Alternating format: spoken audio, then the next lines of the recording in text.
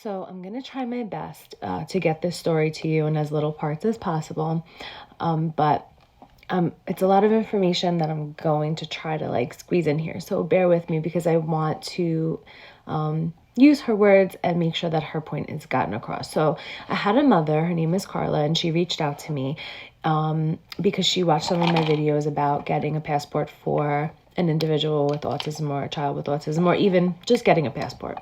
So as I explained, when the children are younger, their passport is good for 5 years. But once they turn 15, that passport becomes good for 10 years. Now, at a lot of resorts outside of the country, they consider 15 or 16 to be an adult. That's why you end up paying adult prices. So even though here in the US, we consider a 15-year-old, a 16-year-old, a 17-year-old to be a minor, in the eyes of the passport world, that is not the case.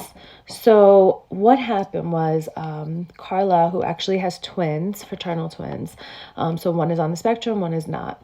She went to go get them passports, and she did all of the parts, got the picture, filled out the form, went in, and then in front of the person at the post office, the one daughter signed it and handed it in, and the other daughter, she explained to them that, she's going to have difficulty signing this, and they said, oh, it's fine, just sign on her behalf.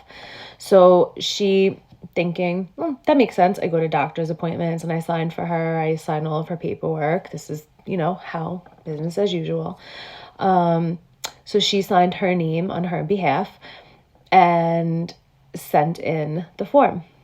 Well, it turns out that she couldn't really sign on her behalf. She would need some kind of documentation or permission.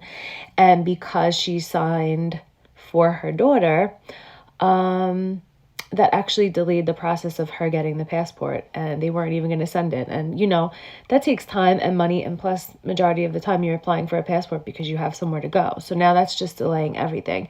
And this happened during a time where, about a year and a half ago, where everything was delayed because of COVID, and there were robots answering the phone, and it was just a nightmare. So she ended up writing, in her words, a scathing letter to the United States Department, U.S. State Department, and she was not happy.